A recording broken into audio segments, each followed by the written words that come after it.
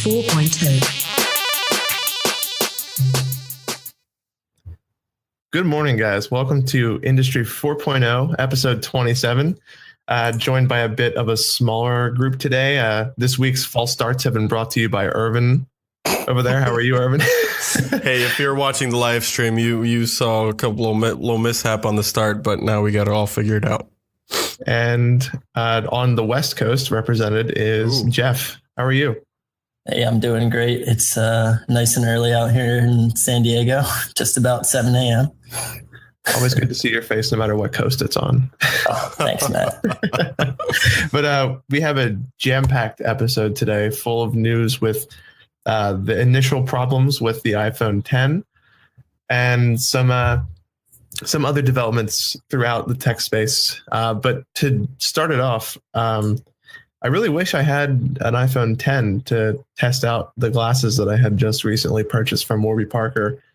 And I'm saying that because they're now using the iPhone 10's face mapping to recommend glasses to their customers so you can kind of simulate them being on your face. This is a pretty cool use of the iPhone 10's dot projection. I know that we talked about on a previous episode different ways that they're opening up this API to third parties. And I wouldn't be surprised if Snapchat's not too far behind with this technology, but I'm curious to hear your guys' thoughts on this API being used in apps like this. I like it because it's actually being used for something more useful than Animoji. So yeah, I think it's a great feature. It's used to measure your eye or your size of your head, basically, to fit to fit your glasses better on your face, which is a smart way of using this tech. Warby Parker has been using had a feature on their website early on where you could give them access to your webcam, and it would like superimpose like the glasses that you were trying to pick onto your face. They had that feature for a while. I've had Warby Parker glasses before. My last one is currently sitting at the bottom of the lake, but that's a separate story. But no, I think this is a smart move, and I can't wait to see any other applications that might use this iPhone 10 sensor array that's up there. Yeah, it would be helpful for me as well, particularly because I have a bit of a wider head, so I have to go I'm basically going off of measurements here when I go to pick glasses. So, and the article does mention that it would be cool to see them actually project them on your face so you can see what they look like, as well as which ones would fit you best. Yeah. So I'm just curious how they get the scale, like how they know, because like how they know how big your face is compared to the glasses that they're recommending you. I would think that, there's depth. I mean, it's called a true depth camera. So it takes the depth into consideration, I'm sure. And then whatever, the array of dots is projected on your face by the sensors of the iPhone 10, I'm assuming it can actually take the measurement of how far away the phone is from your face, and then how wide your face is, what contours your face has. Yeah. And I know in the past I used a website to order glasses, and you basically like upload a picture, or at least that's what you used to do. And you can see the glasses on your face that way. Obviously not as nice of a method. And you would have to measure things like the length from your ear to the front of your face. And it was never really as accurate as you'd like it to be. Mm-hmm. So, I mean, this would be awesome to use as a fellow glasses wearer, Matt. Mm-hmm. I would definitely benefit from this as well. Yeah. I'm assuming this is going to kind of branch out into other markets as well. Like off the top of my head, I was trying to think a little bit. I would imagine things like jewelry, maybe makeup as well, or like hairstyling, things like that. Yeah, all of that would be fairly cool. I mean, the potential, the potential is limitless. Yeah, I could see like it'd be, like you said, it could be great for clothing. And I know that there's some makeup apps. I think, I don't know if it's Ulta or whoever, but their app lets you like simulate what makeup would look like on your face. That would be cool. It would be way more accurate to try that on. Not that I'm wearing makeup or anything, but it's just there is a lot of potential and it's cool, and I like that. It's good to see it being useful. Hey, do you think that they could provide some kind of makeup to cover up a green line? Oh man, that was not the direction I was expecting that to go. What he's talking about is the mysterious green line of death, as it's being called, is starting to appear on the edges of the iPhone 10 screen. And this is not to be confused with the previous issues of first release iPhones, such as Bendgate. And what was the other one that they called it? It was not Bendgate, it was Antenna Gate. I forget which one that was, but this is now, I guess, Greengate. I don't know if you'd call it that or whatever, but yeah, so there's just this green line of death on the side of the screen.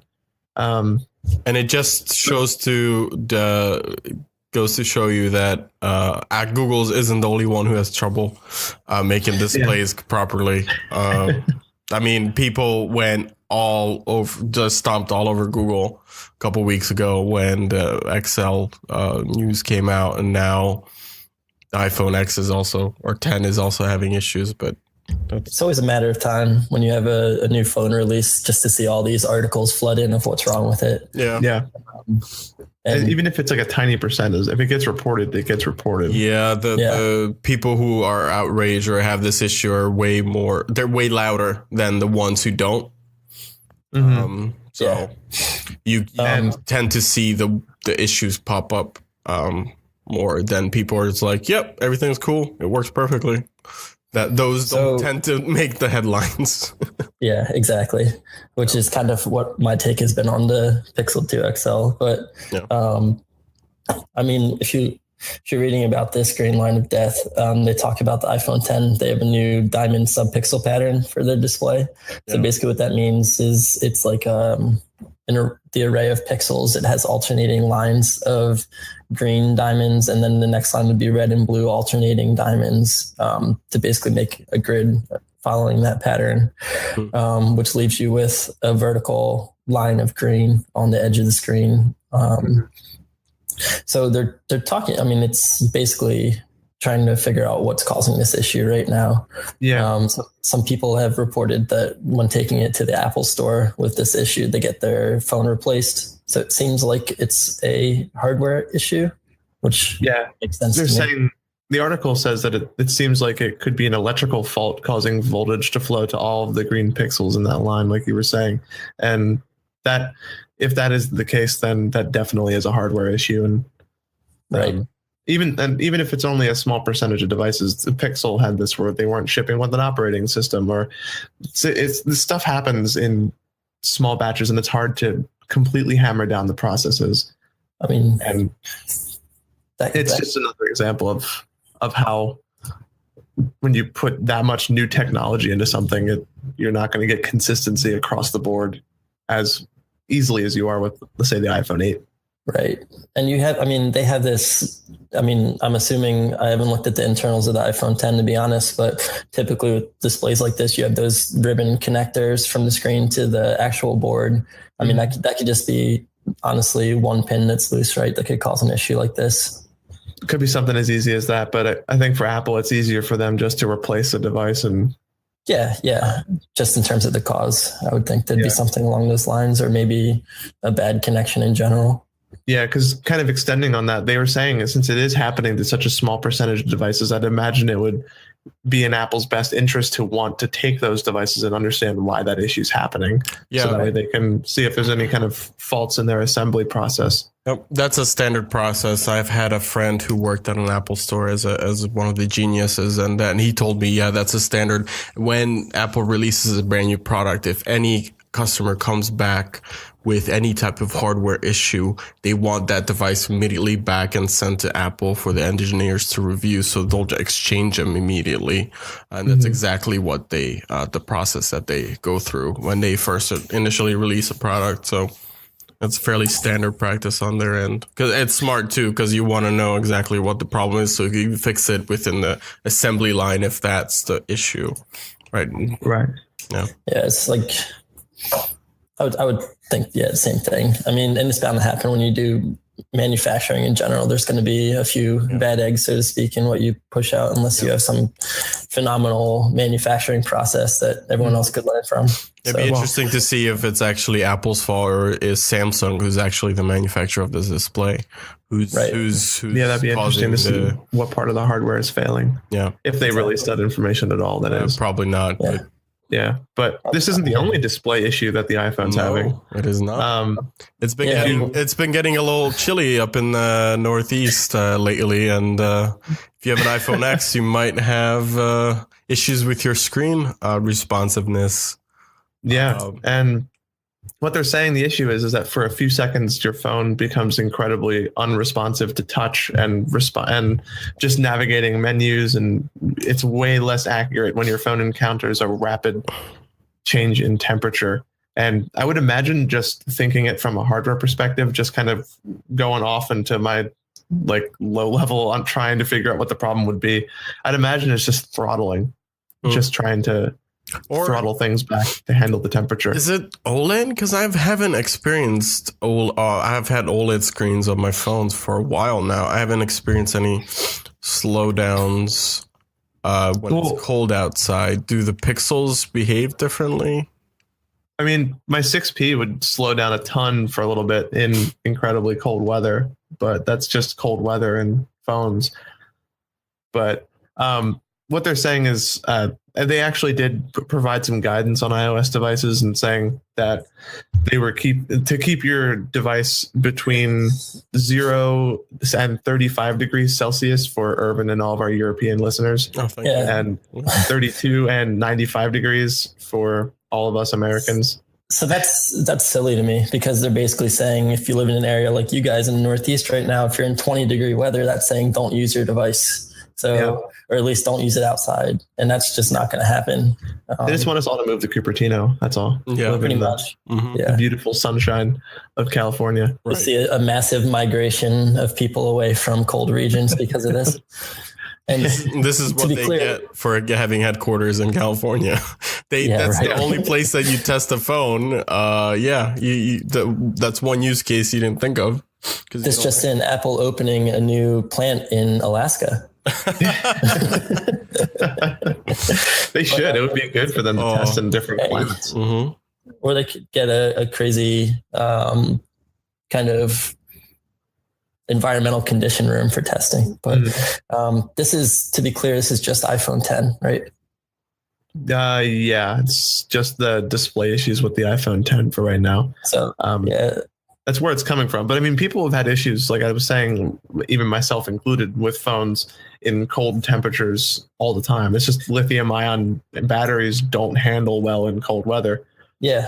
And I mean, it's even as far as to the point where Ervin's car doesn't get as much mileage in the winter as it does. Yeah, but that's a battery related issue. This is a display. But Apple did state that they're going to release a software update to fix this. I don't know how a software I don't understand how that's going to work or how it's That's what led me to believe that it might have been like throttling the phone in cold temperatures.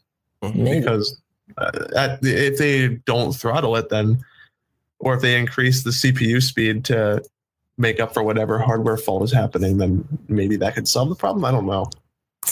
I hope for their sake that it's a software issue, because if it's hardware, it's going to be a big issue. I mean, I, as a previous iOS user, I remember if I had my phone basically like in front of my heater in my car when it was cold out and it would get too hot, a message would come on and say, let your phone cool down or else you're not going to be able to use it.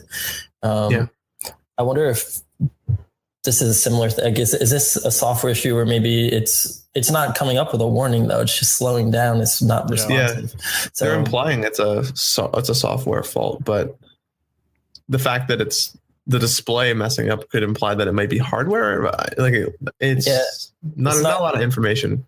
It's not a warning message or anything like that. It's just like unresponsiveness. So yeah, I guess we'll see how this pans out moving forward. Yeah, but they are aware of it. So they were saying, like we were saying, just try to keep it in an optimal temperature area, or like don't use it when you're in very, very cold conditions. Just keep it in your pocket or something like that. But it's just very boilerplate guidance. It's nothing really helpful. Anybody. Yeah. It's nothing people who are experiencing this issue are going to want an answer with. exactly. Yeah. Yeah. So kind of taking things in a different direction. A lot of iPhone news that was coming at you this week, but also have some news from Uber. Uber is offering Express Pool now with the cheapest fare you've heard of from Uber so far, provided you'll walk a little bit to get picked up. What do you guys think about this? I like it, as I've actually gotten to the point where I'm considering setting my home address to another position, which is much quicker for an Uber driver to get to than my actual house, because I live on a one-way street. So it's easier to tell the driver, hey, drop me off on the bottom half of my block, and I can just walk up my block to the house. So that way they don't have to go up like 3 blocks and then back down to get to where I'm at.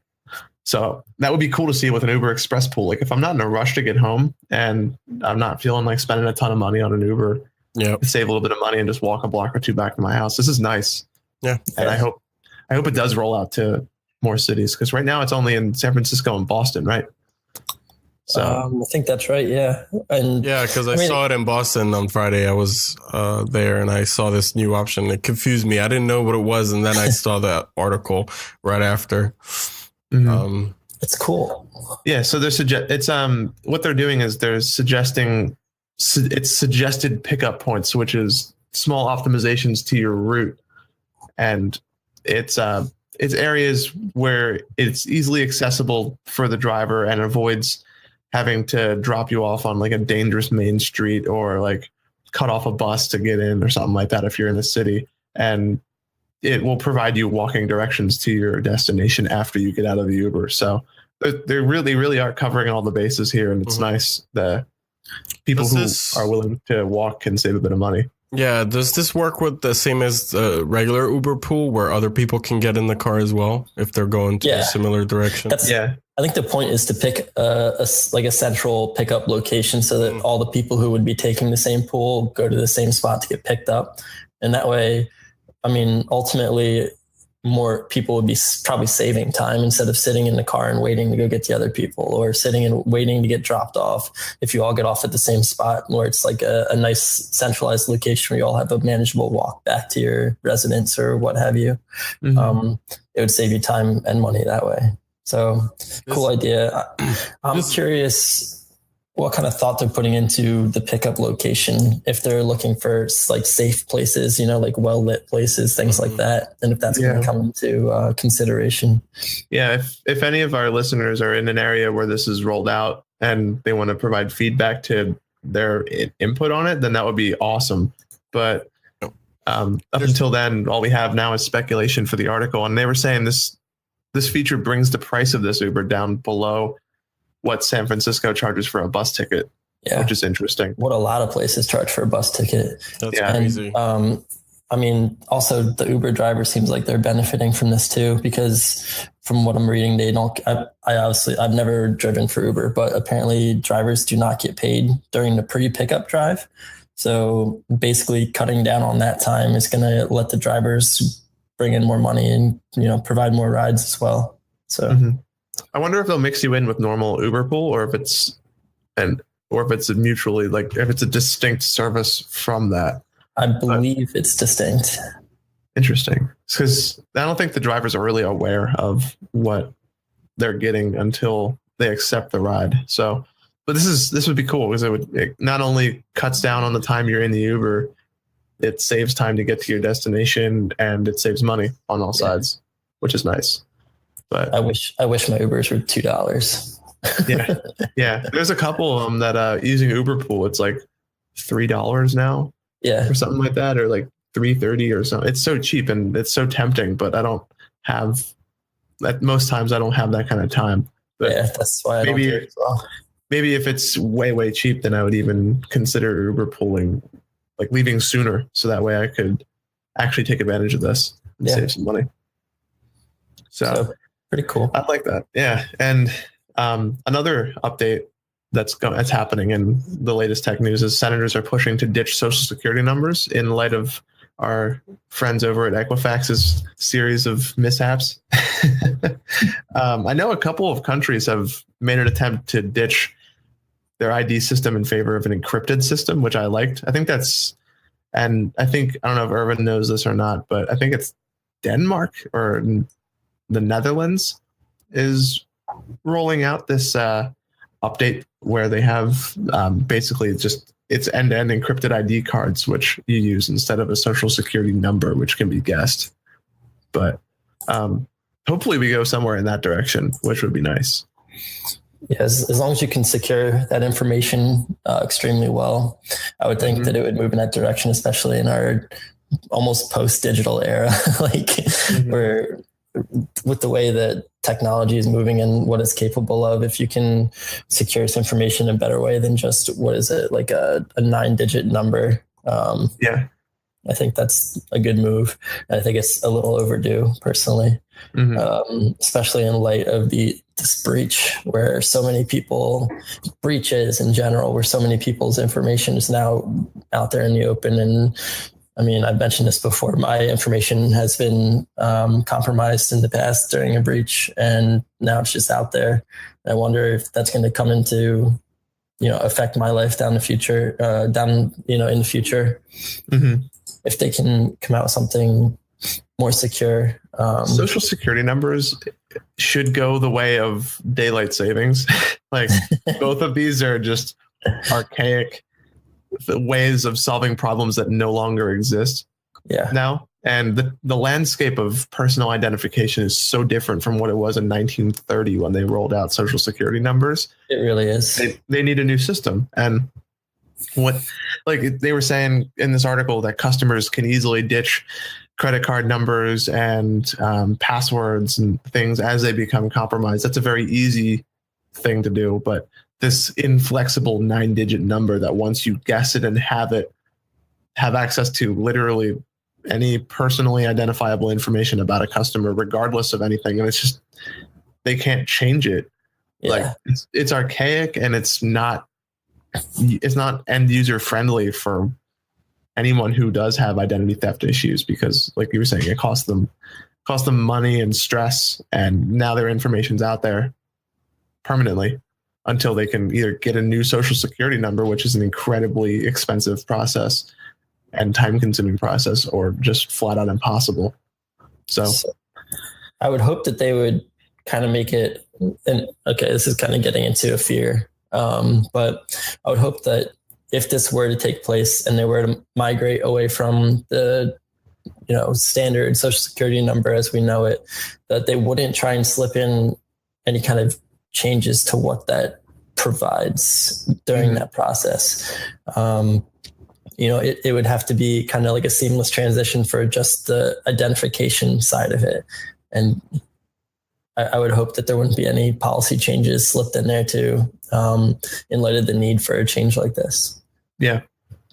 And they were saying members of the Senate committee were also advocating for rigorous data security rules. So expanding the FTC authority to enforce them and stiffer penalties to motivate companies to protect consumers proactively. Looking at you, Equifax. Yes. I think these companies need to be held liable for the damage that they're inevitably doing to their customers. Even whether it's from some script kiddie in his basement who steals someone's personally identifiable information because of the negligence of a company, or a state actor, like these people need to be held responsible for not following state-of-the-art security practices. Right. Because any of our listeners can go back and listen to the hours that we've spent going over the faults that Equifax has, and among other companies, and just security negligence and just flat out ignorance to technology. And it's good. I really want to see this get pushed through so that way those companies are held responsible, because it's important. And I think they need to be held accountable for their mistakes. But yeah, I agree. Yeah.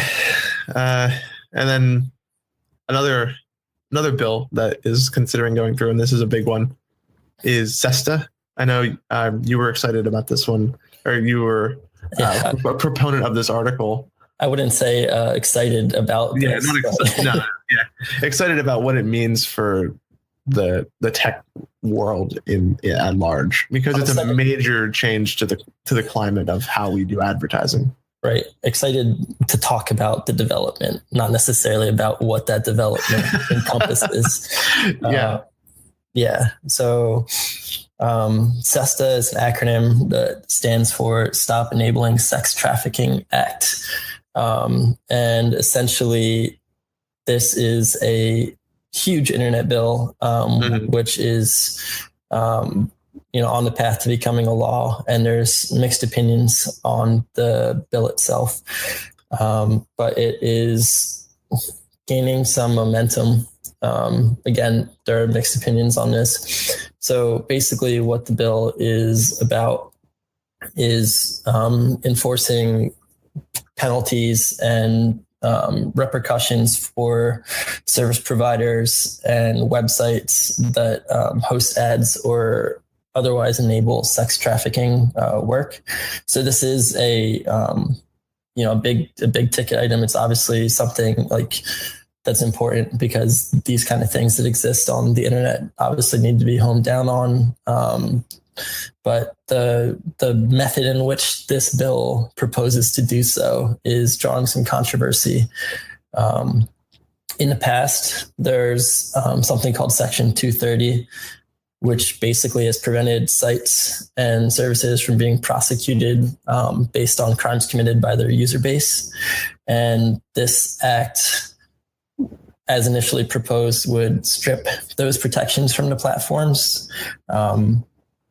So basically the implications of this are that your big websites like your Facebooks and your Googles are big enough that they could really take action and keep up with these enforcements. But your smaller startups and smaller websites would have obviously a lot more difficulty with a lot less funding and a lot less employees, divisions in their companies to keep up with this kind of act. Right. So there's a lot of mixed opinions in the tech industry about whether or not this is something that's sustainable, whether or not this is going to, adversely affect the landscape of tech. There have been some adjustments made to it to maybe reword the way this act would be enforced. And it gained some endorsement from the Internet Association last week, which is supported by Google, Facebook, Microsoft, and what have you.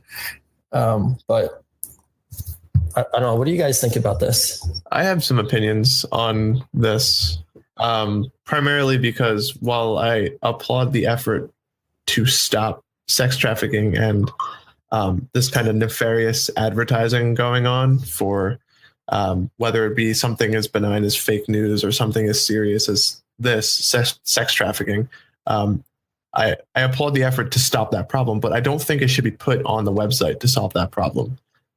Because if you look at any newspaper organization or any old non-digital company, any ads that get sent to them are vetted and reviewed and gone over thoroughly by either the company itself or by third party. And I think that this being an issue should be something that is moved to a third-party organization dedicated around internet advertising standards. And I think that once we have a standard set and once we have one source of advertising where companies submit ads to, where they get vetted and reviewed, then they can get pushed through an open system to all websites. So it will be just a minor update to each website to just pull ads from this source instead of wherever they're currently getting them from or hosting them from.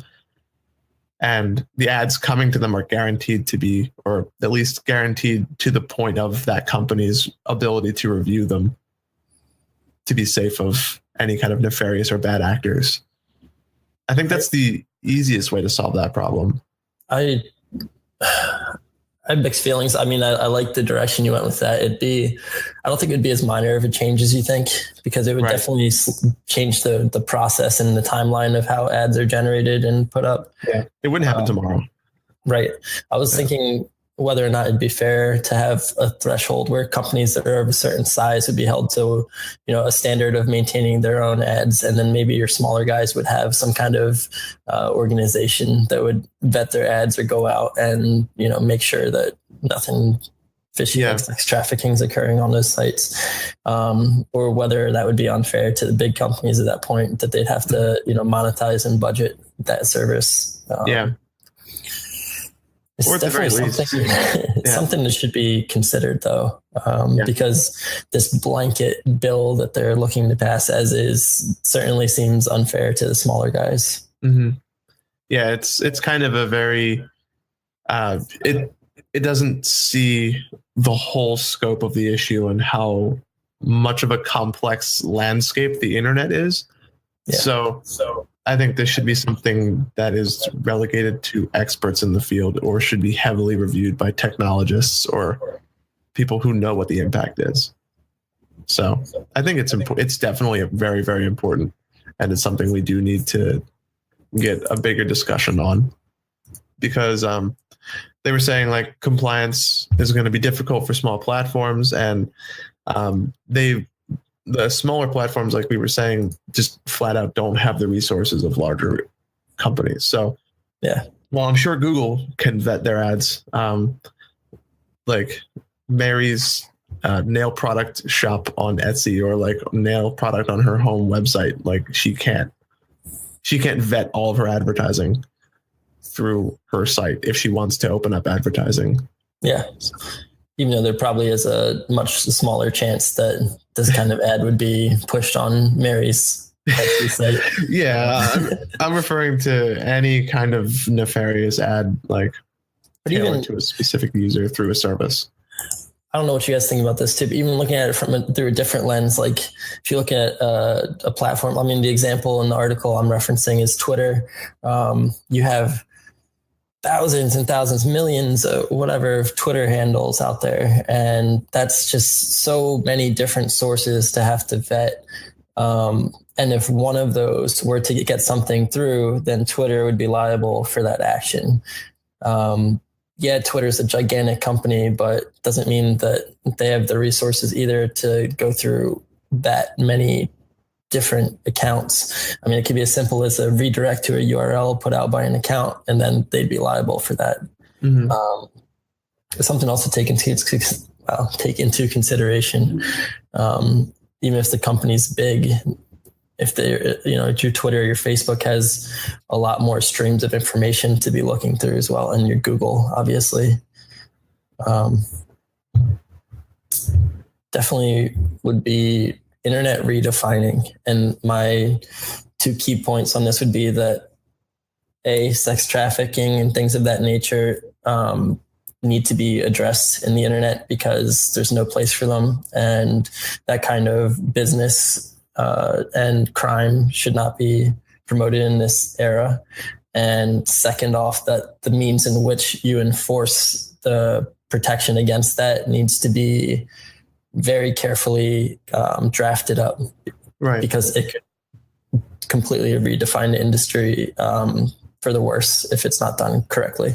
And the fact that we even have advertising like this on the internet it points to a larger problem, that is wherever these ads are being pulled from and who is approving them. So this definitely needs to be thought long and hard about before these problems are solved, and people need to be very careful about the advertising that they view on smaller and larger websites, because this is going to impact the internet as a whole. However, this does get solved, and I just hope that legislature doesn't make it too hard for smaller startup websites to navigate the legalese that's going to be required to set up a proper advertising platform.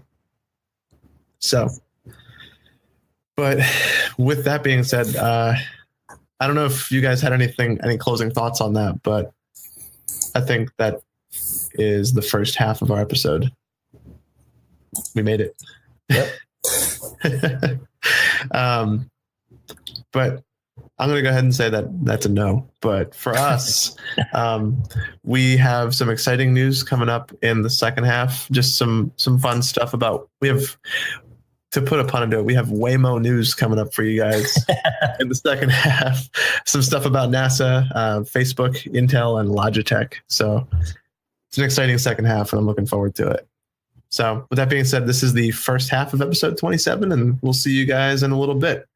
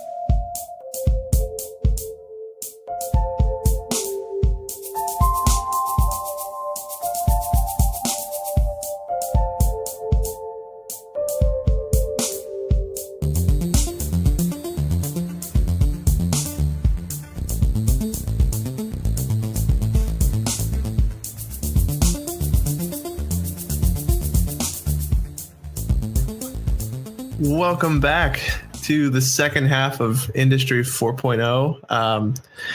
We got some fun articles for you, but still we got to cover the basics on our channel. You guys can find us on Twitch. If you're not already watching, you can find us on Twitter and Facebook and Podbean, all under the username Industry40, all spelled out. If you're not using any of those platforms, you can find us on basically any of your favorite podcasting apps. You can find us on iTunes, Google Play, TuneIn, basically anywhere that you can pick up our feed and anywhere where quality podcasts are presented. So, but jumping right into the second half, we have a little bit of news about NASA and SpaceX and some of the other commercial entities that are going to be combining for a little bit of money-saving tactics. And I don't know if anybody wants to provide their thoughts on this, but it looks like it's a pretty smart move on NASA's part. Because looking at some of the numbers in this Verge article, their current projects are very, very expensive. So just to kind of throw in some numbers there, you're going to say something? I mean, I was just going to mention that there's been a huge push for private companies to buy private companies to make space travel cheaper and more efficient. And now there's a lot of players in the game. SpaceX, of course, was one of the biggest and most successful out of a lot of the private companies out there in terms of bringing the cost down. And NASA's going to be working with these private companies to save on the cost of each launch, looking into the future.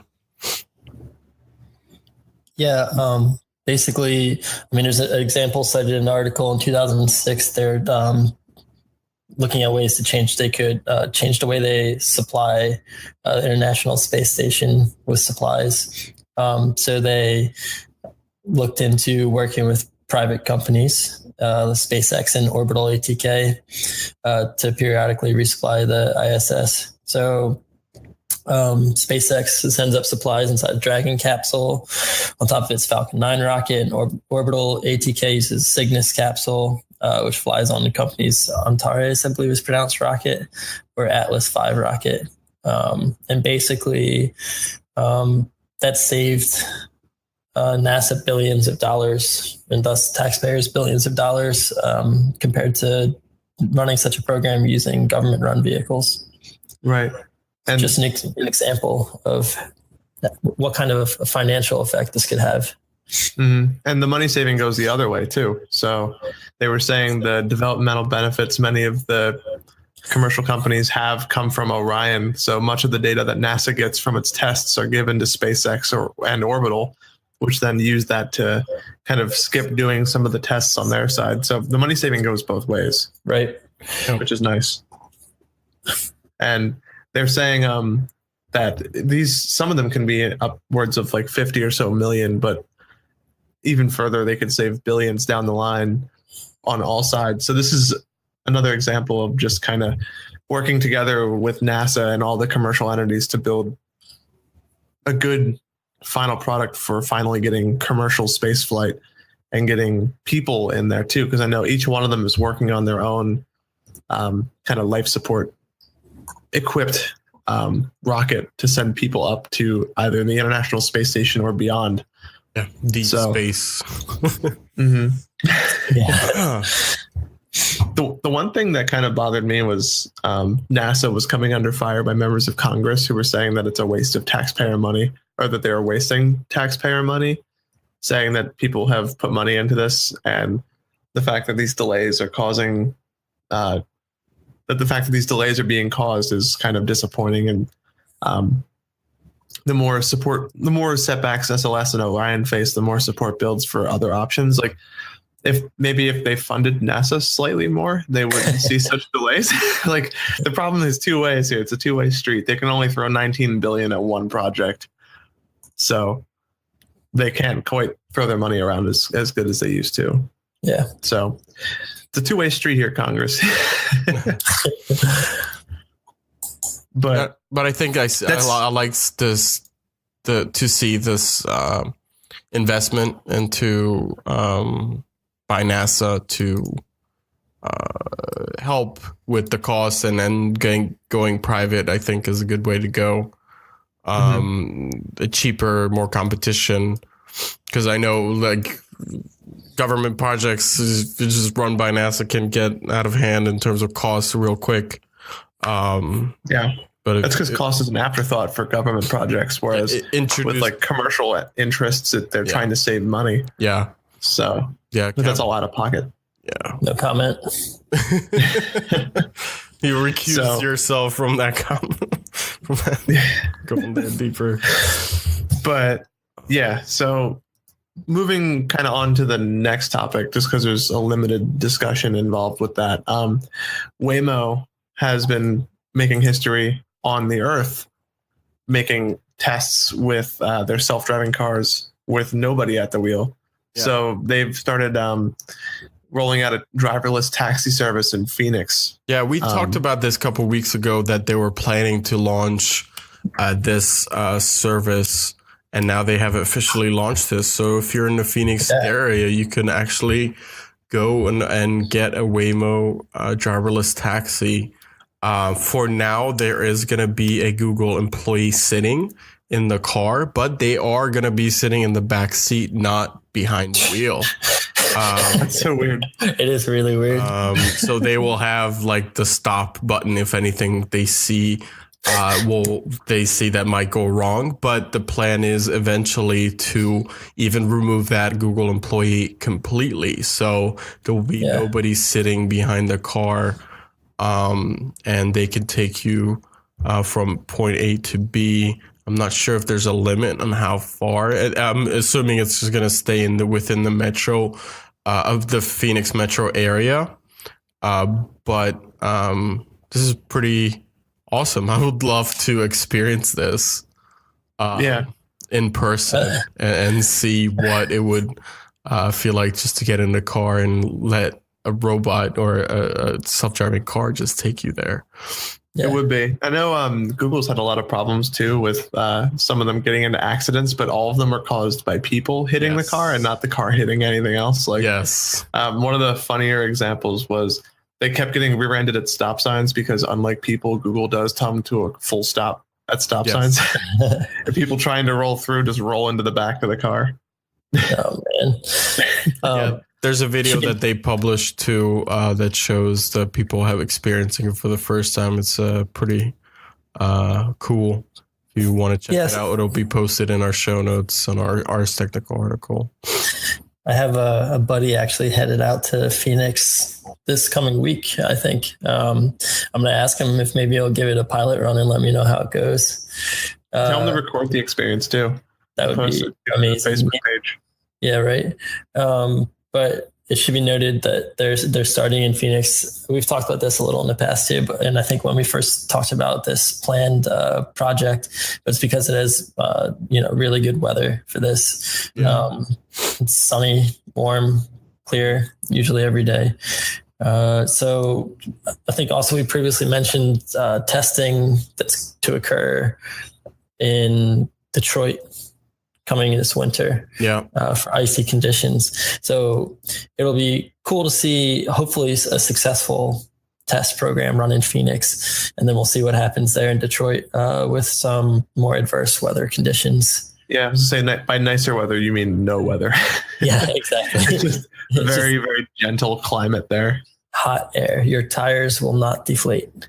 Yes. But yeah, I'm assuming once they get enough data for that, then like you're saying, then they'll start really testing it. And then once we send it to Philly, then we'll know if it either gets beaten up in a back alley like that robot or if it becomes an actual taxi service. It's a shame. I would love to pit stop in Phoenix and try this out for the show. I wonder if I'll ever get a chance to do something like that. That'd be cool. It's that's not too far away from Nevada either. So we could do next time. If we ever get into CES, we could take a little extra time and make our way out to Phoenix. Yeah. Let's see about that. Yeah. Actually, there was a self-driving thing that just launched in Las Vegas.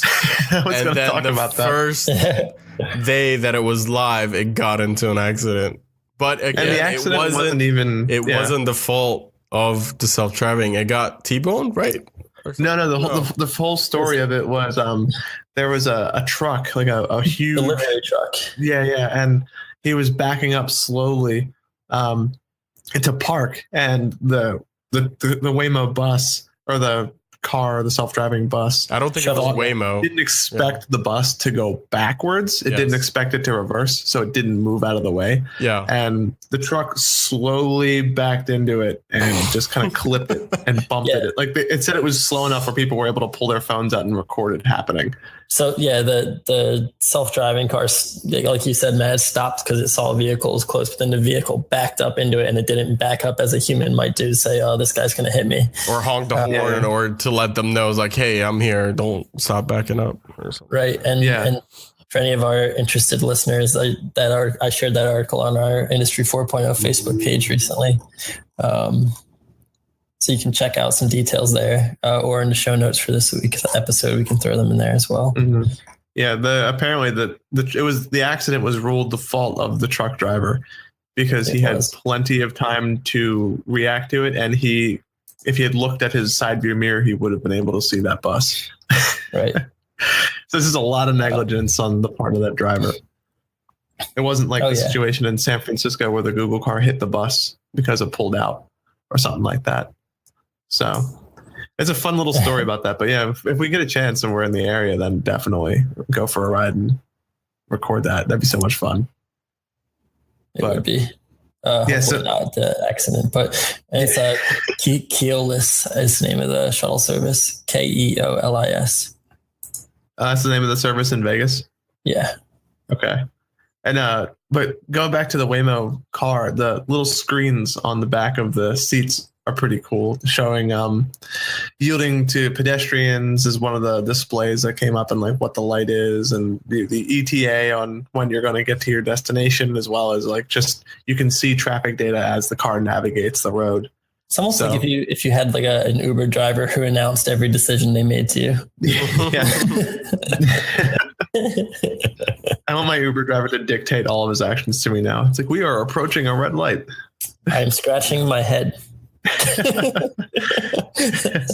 Uber attempted something similar to this in San Francisco, but like I think a couple of days later it was shut down because it was caught like running red lights and stuff, and the San Francisco government's like, yeah, Uber, you gotta stop, you're not ready. So it looks like Waymo's way ahead of the game. Ready. Way more ready. Way more prepared. With their technology. And we've seen very limited stuff coming out of Waymo, but they've been working a lot in the background for a couple of years, and I think they have an edge on a lot of players that are trying to get into this self-driving game. Yeah, and also it might surprise a lot of people of how ahead that they might be. Yeah, and looking in like the options, they actually give people riding in the back of this car some options, way more options than other self-driving car options. But like they have the option to at any time during the ride call the support center, or like lock and unlock the doors, or have the car pull over, or there's another button for starting the ride when everybody's finally situated in the car. I think that we might have to retire the Waymo joke after this episode. Yeah. But I'm curious how that, the pullover button, it's Waymo saying that they won't stop in an unsafe place, like in the middle of an intersection. But I wonder if you could set a route, maybe like a place to go where it stops along all these stores you want to go to, and just keep stopping the car and getting out and going in the store and coming back, or something like that. That could be cool. I'm not sure how it's going to work, really. But this is a big tell it to wait. Yeah, there's a bigger conversation of what will happen if once these become ubiquitous in a lot of cities. Will you just not need a car anymore? You just order one of these cars if you need to go somewhere, and take it. You can sort of do that now with an Uber in a bigger city, right? That you don't need a car if you can get everything done. But now that removes the driver too. So you just, hey, I need a car for a couple hours, and it takes you wherever you need to go, and then you're done, and it goes on its way to pick up more customers or whatever. All right, I4O listeners, I4O participants, aka Ervin and Matt, close your eyes and imagine a world where there's all self-driving cars. You go outside, you need to get somewhere, and there is a car there to pick you up within 15 seconds. No. There are no traffic jams because all the cars talk to each other and know how they can all efficiently coexist. There are no accidents because they will not hit each other. Imagine that world. Do I have to come back to this world after I think about this? You do. Only for a couple of years, though. Yeah. It's soon. TM. Yeah. It's a nice thought. I like that. Any personal vehicle will be a luxury vehicle because it's personal. It would be cool if like what Elon Musk was working on, where if you do have an existing car and it is equipped with self-driving, that after you go to work, you can just have it go do ride sharing for you while you're away to make some side money. Yep. That'd be cool. I was just going to mention cost in here. If this is going to get to a feasible point where they're really expecting people to use, unless it's just to serve as like a shuttle or taxi for the foreseeable future, if you wanted to a point where people are choosing this over a personal vehicle at some point, the cost of these rides is going to have to be more affordable than owning your own car. Yeah. Yeah. So we'll see where this goes. If they're fuel efficient or for better fully electric, that could have some serious awesome effects on things like our environment and emissions in general. So this could be really cool. Yeah. And speaking of being nervous about stuff, if you happen to be on Facebook and have sent any scandalous photos of yourself to anybody, you now have an option to prevent revenge porn against yourself. Facebook is now teaming up with the government to stop nude photos from ending up on Messenger and Instagram. So just want to be clear. This is the government of Australia first. So yeah. No, this is not rolling out worldwide just yet. They're just doing a test where if you want to send willingly pictures of yourself in the nude to Facebook, Facebook will, what they'll do is they'll get a hash or a fingerprint of that picture, and then any time that someone else tries to upload that same picture, it'll automatically block it, which is an interesting way of doing it. The process of it is you just send it to yourself on Facebook Messenger, and then you report it, right? Yep, you report it as this being part of that database. Yeah, it's like there's some name that they have for it, like image-based abuse or something like that, or where you can just proactively do it yourself.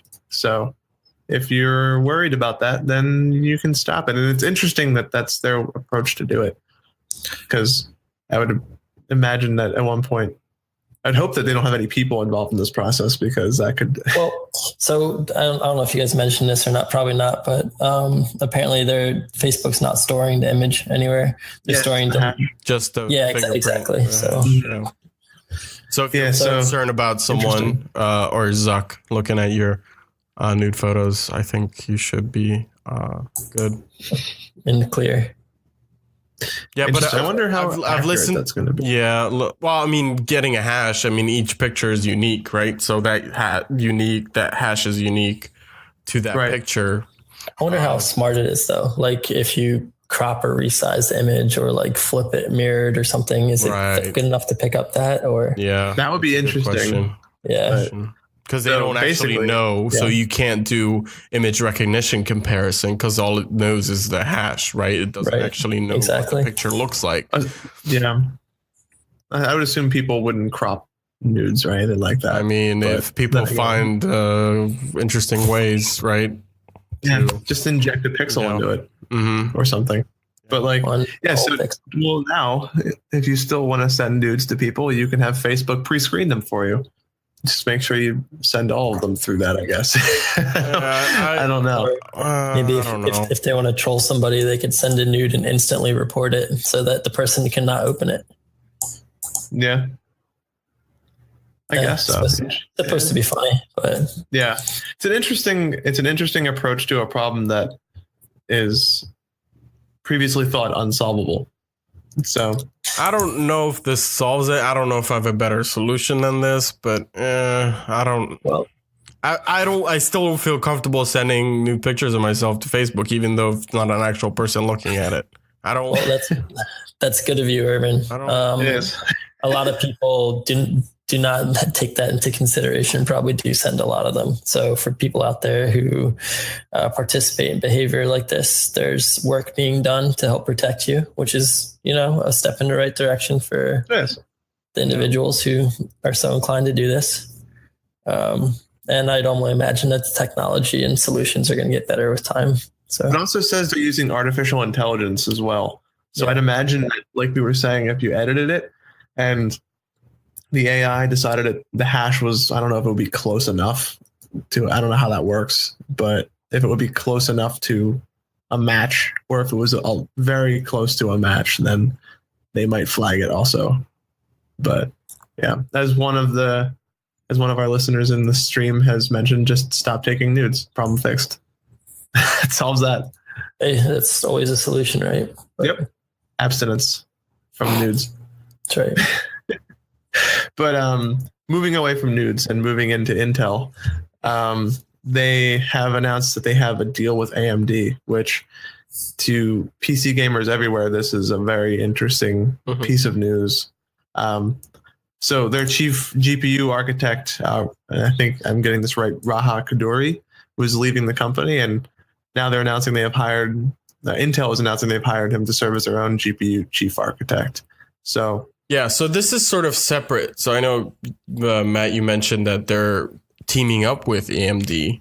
and then for next year they're going to launch a CPU platform where it's going to have an AMD chip on top of it. This is separate from that. They're going to work on, that's a news item that I think happened this week. I don't think we mentioned it last week. So that's going to happen. But this is additional to that. Intel's actually going to develop their own chips, and they hired like you mentioned, Raja Koduri from AMD, who was their lead architect in their AMD's graphics business. So they have taken or stolen him from AMD, and now Intel's gonna develop their discrete GPUs to compete with AMD and NVIdia, which I know they've been working slowly to improve the performance of their integrated graphics, but I think this is another step beyond that and try to offer something that actually has adequate performance to perhaps not beat NVIdia or AMD, because that's going to be quite a tough challenge, but at least provide something to consumers where it's enough for, I'd say, 90% of the people for running applications that might need GPU acceleration to perform better, or running simple or not so graphically intense games, just casual games better on a laptop or a desktop CPU without requiring a separate piece of hardware. Right. That'd be nice. Yeah. And it'd be good to see whether they can actually scale in the same way. There's been talks. Yeah, there's been also talks that Intel just should acquire AMD. I don't think the FTC will be a supporter of that decision, because that'll just be one giant company buying another one. I don't like that. I would like to see AMD stick around. A partnership. No, they're doing the partnership, which is good, and AMD needs that type of exposure right now to try to compete, because NVIDIA is really eating everyone's lunch in terms of performance lately, and the stuff that they have been launching for the past couple of years. And I'm reading in this article that they don't really provide a timetable for when the first GPUs are going to be shipping from Intel. And if they're going to be designing one from scratch with this new acquisition, then this could take a long time. And the article says that we'd easily be talking about the first such GPU in 2022. Yeah. Wow. That's a long development time, because people don't really think about that when someone Intel or NVIDIA or AMD launches a brand new platform. It takes years and years of R&D behind the scenes to actually get it out to the public. Yeah. So if NVIDIA has been working on their Pascal architecture for years as well. Yeah. So, and I just can't imagine what they have in the drawer just waiting to launch what they're working on currently. It's just going to be, it'd be fun to see what their pipeline looks like. Yeah. So computers in 2022 will be very interesting with much more powerful Intel graphics. But in the near future, the AMD partnership is Intel has stated that they're going to launch that next year with a platform, and they're going to mainly gear it towards laptops, so thin and lights, giving them more power, because previously they were only running integrated Intel graphics, and now they're going to put those AMD chips in there, hopefully give them a little GPU boost, performance boost. It'd be interesting to see with that technology, like the first gaming ultrabooks come out. Yeah. That would be interesting. As long as they can manage the heat coming out of those things. So, and keep the battery life at a reasonable time, then I think should be very interesting. I agree. But it would be, and I'm excited to see where this goes, because like we were saying, cooperation between these companies for the sake of improving technology itself is a good thing. And this could benefit computers down the road, and hopefully we can start seeing like the bottom line for laptops going way up in terms of what consumer options are. As long as if they're not so much competing anymore, that could affect the way and the speed at which they develop new products. Because we've mentioned before, competition is healthy for an industry. If they're working together, I'm curious to see if that kind of timeline or need for that changes. Yeah. But you guys were talking about the thermals of some of these computers with this Intel graphics, but you know what else has been getting a lot of heat lately? Logitech has come under fire from anybody who owns a Harmony Link. So I don't know if any of you guys know anybody who owns a Harmony Link, or anybody who listens in has one. Let me preface this article by saying I'm sorry. It's not our fault though, but I'm sorry that this happened. Logitech is killing off its cloud service for the Harmony Link, which is a product that basically is used to turn your smartphone into an interface for your TV, kind of in the same way you'd use a remote. But they're killing the cloud service behind it. So now you're going to have what looks like a very overpriced Logitech coaster. Yeah. So they announced in next March, they'll be shutting down those servers, and anyone who was out of warranty would just stop. Their device would just stop working in March 2018. And anyone who is still in warranty, they would get a free upgrade to Harmony Hub. So as you can imagine, there was a lot of backlash for owners who were out of warranty, and their device is not that old, a year. A little over a year old. They were outraged. That's like, how could you? It's just going to be a brick. Like, I don't want to buy another. This works fine. Like, why can't I just keep using it? So after that backlash, Logitech has announced that any owner, irrelevant of their current warranty status, will get a free upgrade to from the Harmony Link to the Harmony Hub, which is their newest version. And then once they decide to kill the Harmony Hub service, this is going to be just going to happen again, I think. But this is a bigger conversation to talk about, like all of these devices now requiring a cloud backend, and without that cloud, they pretty much become useless. So we kind of talked about this in the pre-show, but for our listeners, and to kind of go over it again, why base this in the cloud for this service? For connectivity between devices is the only thing that I can think of. And one central pull of all of your devices, so it knows somewhere. Yeah, and they integrate these Harmony Hubs integrated with like a lot of smart assistants, like the Google Home and the Echo. So that it requires that type of cloud service to communicate with those smart assistants. Without that, there's no other way to integrate them.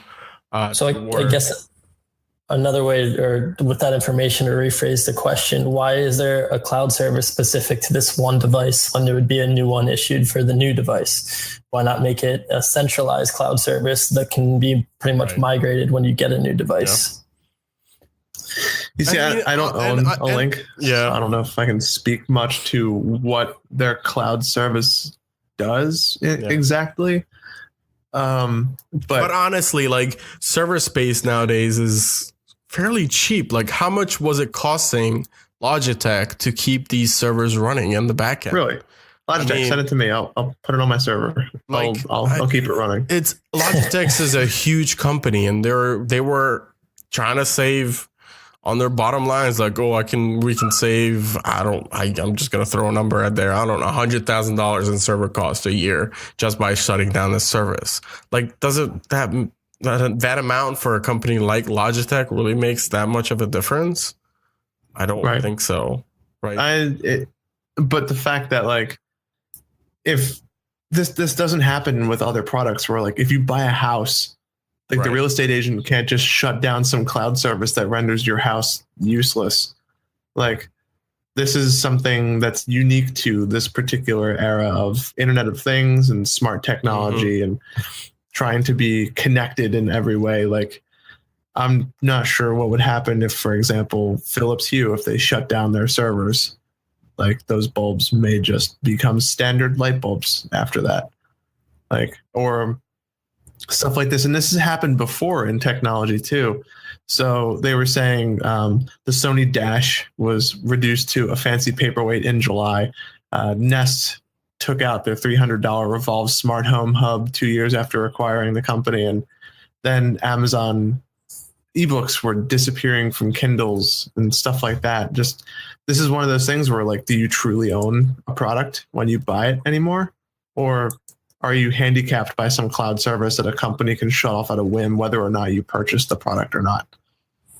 So there needs to be some kind of standard where if you buy something, the service that you're relying on for the product to work is no longer dependent on the company because you now own that product.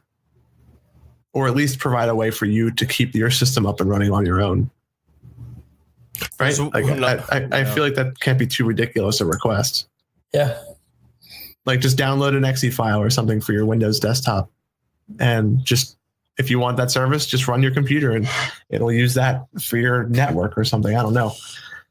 Like, I feel like it can't be a difficult problem to solve. It's just laziness on the part of the companies to have this. And the fact that the product that they're offering to replace this is another cloud-based product is really shady.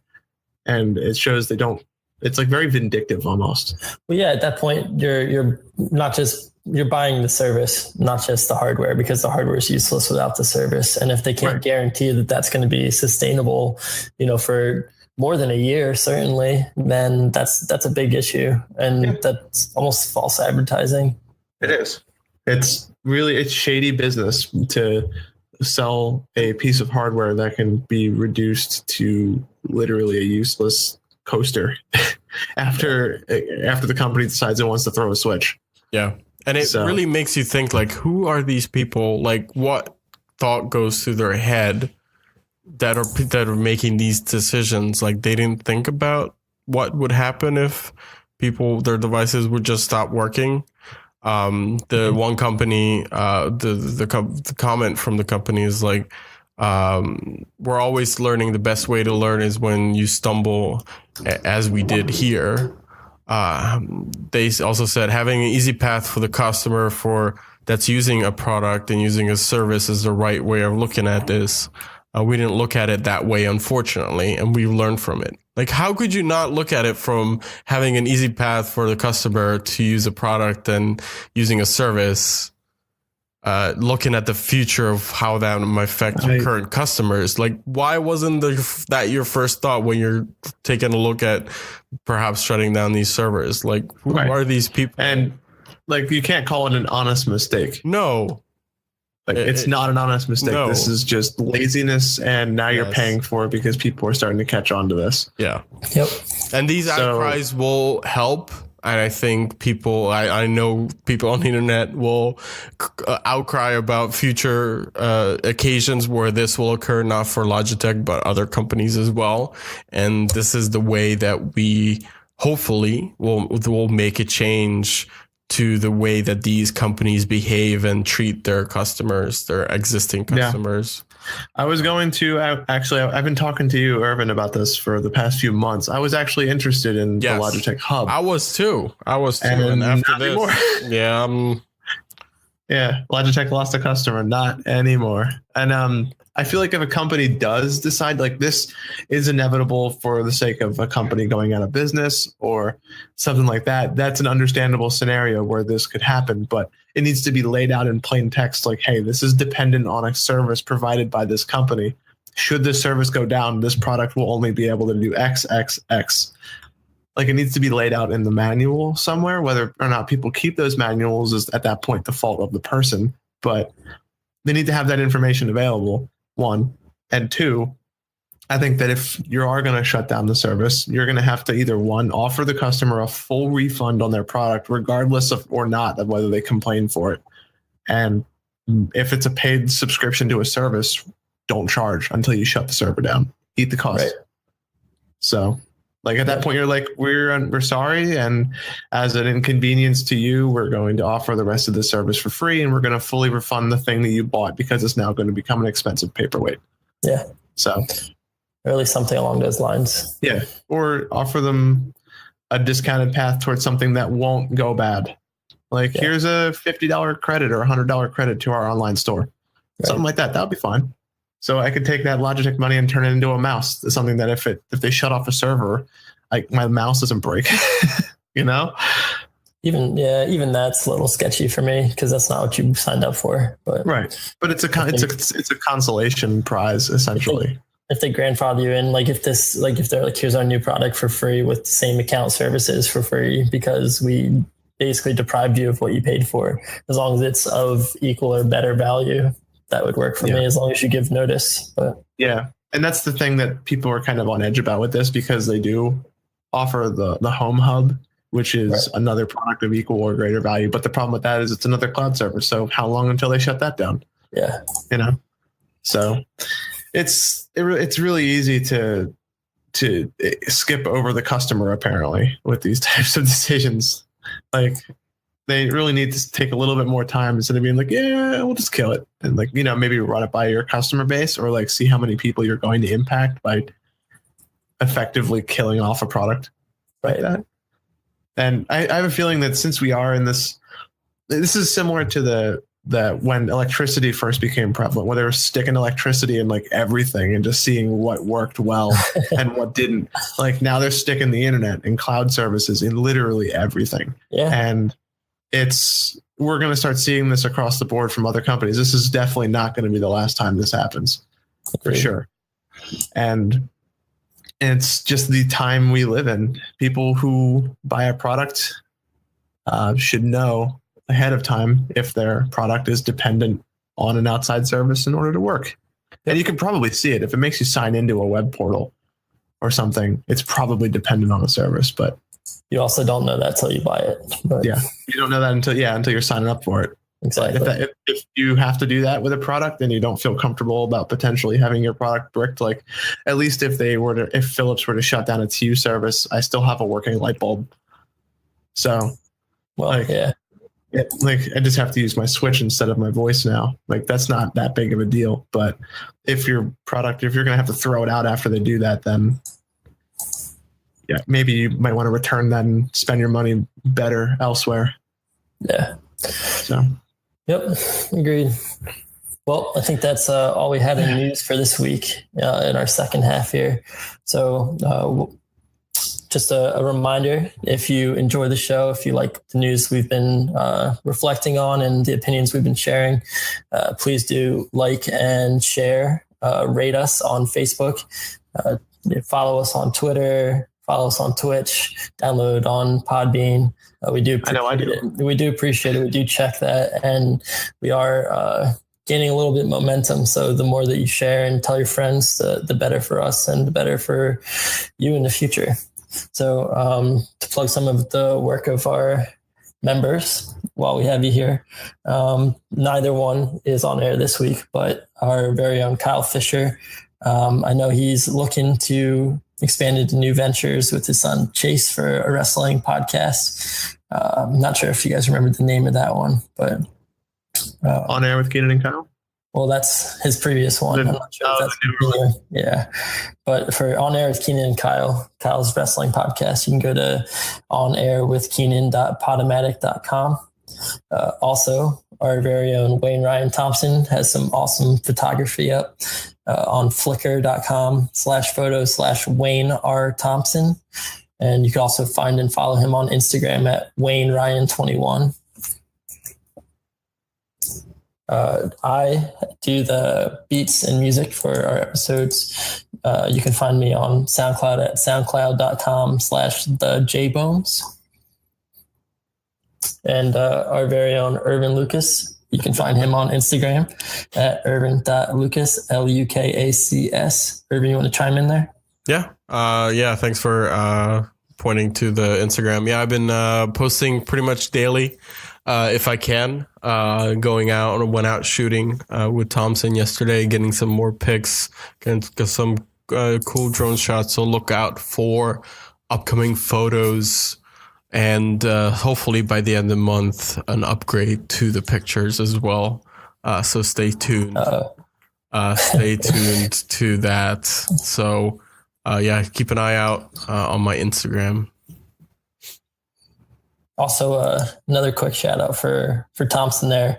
He has a new Facebook page up. You can find him, Ring, I think you pronounce it. It's WRAYNE space media, at WRAYNE media. He's got some awesome photos and videos going through too. Him and Ervin are both putting out some awesome stuff. Lots of good stuff coming through the pipeline for our guys. Yeah. So with that being said, that's all we have for this week. Episode 27 of Industry 4.0. For Ervin, Matt, and myself, thank you all for viewing and listening. And we look forward to having you again next week for episode 28. Thanks.